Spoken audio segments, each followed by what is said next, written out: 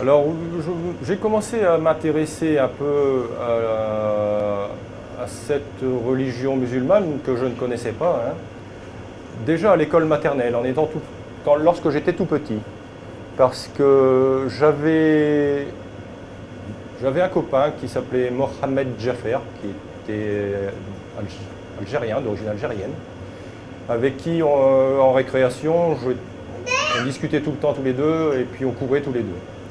Et il avait une manière de me parler de sa religion qui me permettait de prêter l'oreille, qui était d'une part différente du catholicisme, premièrement, et deuxièmement, j'y retrouvais, dans ce qu'il m'expliquait dans la religion, j'y retrouvais l'éducation que me donnaient mes parents.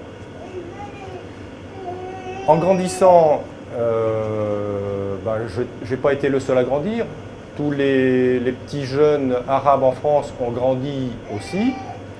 Et puis dans des grandes villes de France, on les a mis un peu comme des lapins, on va dire, dans des endroits, dans des bâtiments où tout le monde était ensemble, on les a séparés de tout le monde.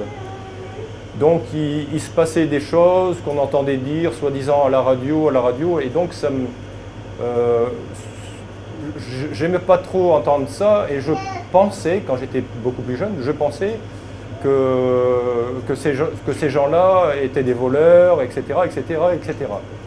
Et pourtant, j'avais mes amis à mes côtés et j'en discutais avec eux. En grandissant, j'ai rencontré encore d'autres musulmans marocains, toujours marocains et algériens, dans le nord de la France. Et ils me parlaient de la religion. Et puis, une fois, je travaillais dans une usine de textile et un des amis marocains m'a dit « Là, je m'arrête 10 minutes parce que je m'en vais faire ma prière. » Alors, j'ai demandé si je pouvais assister et il m'a dit « Non, non, non, non. » Donc, il a été faire sa prière et quand il est revenu, je lui ai demandé qu'il m'explique. Il m'a dit oui. Il m'a expliqué comment se faisait la prière. Donc, j'ai prêté encore l'oreille. Et plus j'avançais dans le temps, et plus j'étais intéressé. Donc ça, c'est un premier temps. Après, j'ai grandi. Et en grandissant, plus je grandissais, j'étais adulte, et plus je rencontrais des musulmans pratiquants et des musulmans non pratiquants. Donc il y avait une différence quand même dans la vie sociale entre les deux. Donc en discutant avec les pratiquants, je commençais à ressentir des choses qui m'intéressaient dans mon cœur, dans ma tête. Vers l'âge de 40 ans, toujours en discutant, j'ai pris conscience que je suis français, donc c'est une chose, mais j'ai pris conscience à 40 ans, j'ai pris conscience qu'en France et que dans toute l'Europe, une partie de l'Europe, il y avait une trop grande liberté qui s'était installée. Et j'ai pris conscience que ça ne me convenait pas. Et j'ai pris aussi conscience que j'étais en train de perdre un peu l'éducation que nos parents nous avaient donnée après-guerre. Alors j'ai commencé à partir de ce moment-là à prier, à prier, à prier. Je priais simplement Dieu pour lui demander de retrouver cette éducation que j'avais eue après-guerre. Donc je dirais l'ancienne France, parce qu'à l'heure actuelle, c'est trop libertin, trop d'alcool, trop de drogue, trop de cigarettes, etc., etc. Et puis donc j'ai prié longuement, longuement, longuement, longuement, et puis je sentais de plus en plus que quelque chose changeait en moi. Et puis dans mes discussions avec les frères, j'ai commencé à entendre parler du prophète Mohammed. Alors au début je disais Mohamed. Certains m'ont dit Mohammed et après Mohammed.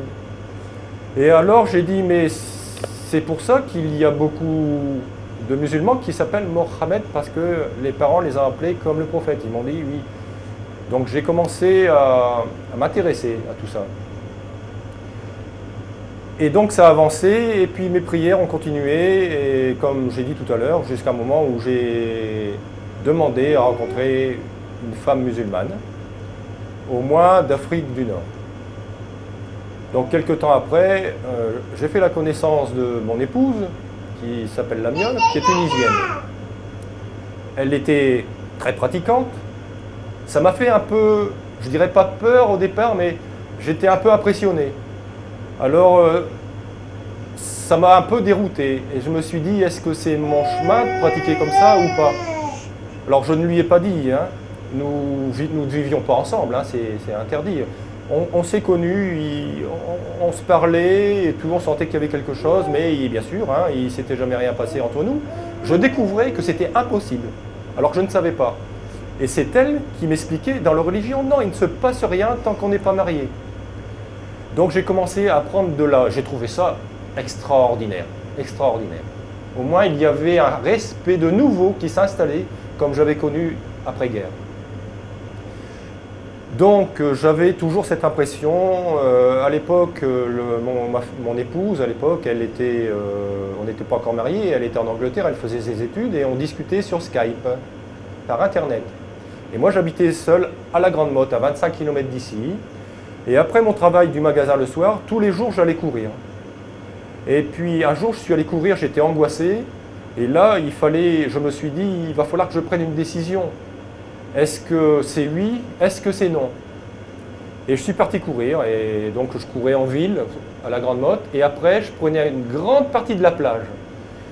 Et je me souviendrai toujours ce jour-là, toute la journée, machallah, le ciel était bleu, il n'y avait pas de nuages. Et le soir c'était la même chose. Et je courais sur la plage et je pensais, j'étais angoissé. Et d'un seul coup, je ne sais pas pourquoi, j'ai regardé vers le ciel en courant. Il y avait la lune qui reflétait sur la mer, c'était très beau. Et j'ai vu un nuage, un seul nuage au-dessus de moi. Je n'ai pas prêté attention. J'ai continué à courir. Et puis j'ai continué à penser. Et de nouveau, instinctivement, j'ai regardé en l'air. Et là, la surprise, c'est que le nuage était toujours là. Moi qui viens de l'agriculture, j'ai passé des journées et des journées. Je me suis dit, mais un nuage, ça bouge. Il y a du vent. Pourquoi il est toujours là? C'est bizarre, j'ai continué à courir. Et après, j'ai de nouveau regardé, j'étais toujours sur la plage, je courais beaucoup. Hein. Le nuage était toujours là. Alors là, je me suis arrêté, net. Et j'ai regardé le nuage. Et j'ai vu le nuage se transformer. Je l'ai expliqué après à mon épouse et à un ami qui est docteur en je ne sais plus quoi, Saïd. Et j'ai expliqué, ils m'ont demandé comment était le nuage. J'ai expliqué, le nuage, il était comme ça, comme ça, comme ça, et je ne sais pas quoi.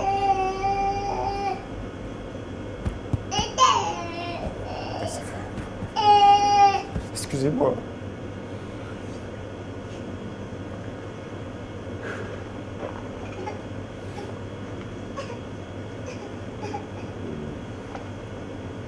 Voilà, je peux continuer. Moi, souvent, il n'y a pas trop. Et là, ils m'ont expliqué que c'était le signe d'Allah. J'ai dit, ah bon, comment il est le signe d'Allah? Donc, ils m'ont expliqué, ils m'ont montré, et je l'ai vu, et j'ai dit, oui, c'est exactement ça que j'ai vu. Alors, j'ai continué à courir, et à ce moment-là, j'ai senti un apaisement.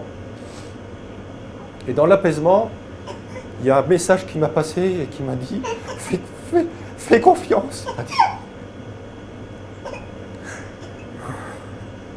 Ça a été quelque chose de très fort dans ma vie.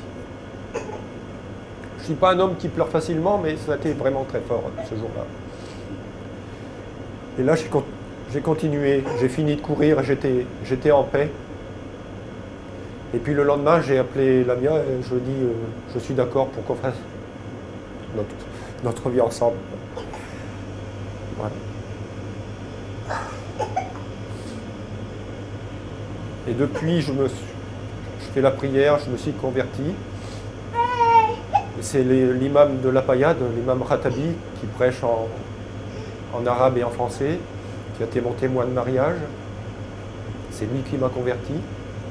On a fait le mariage civil, ensuite on a fait le mariage le jour même à la mosquée. Après, mon épouse, elle voulait tout de suite un enfant. J'ai dit oui, je suis d'accord. Et puis on a eu un petit qui est là, il a maintenant 10 mois. Et il s'appelle Hamza, comme l'oncle du prophète. Le petit est en bonne santé, et nous formons une bonne famille et on parle de plus en plus autour de nous de la religion et on essaye les gens qui ne sont pas convertis, on essaye de leur parler pour plus tard ils fassent leur chemin, leur parler de choses qu'ils ne connaissent pas, de choses nouvelles, etc. En leur expliquant que ça ne s'arrête pas qu'à Jésus, que Jésus ce n'est pas un Messie, mais que c'était un prophète, et que Jésus lui-même a annoncé qu'il y aurait quelqu'un d'autre. Et quand on leur explique ça, eh bien, ça les fait réfléchir. Et ce quelqu'un d'autre, on leur explique, c'est le dernier, le prophète. Et je leur dis, entendez bien, Jésus a dit, il y aura quelqu'un d'autre après moi, au singulier, pas au pluriel, une seule personne. C'est le prophète Mohammed. Donc on essaye de passer notre message comme ça, d'une part auprès des gens que nous connaissons, et d'autre part, c'est quand même primordial de montrer que nous sommes des exemples. Nous sommes gentils, nous aidons, on ne frappe pas, on ne vole pas, on n'insulte pas, on ne boit pas, on ne fume pas. Et donc, aux yeux des humains, parce qu'ils ont des yeux pour voir et des oreilles pour entendre, autant que faire se peut, on demande toujours à Allah de nous aider, d'être des gens corrects et soucieux des autres. Voilà.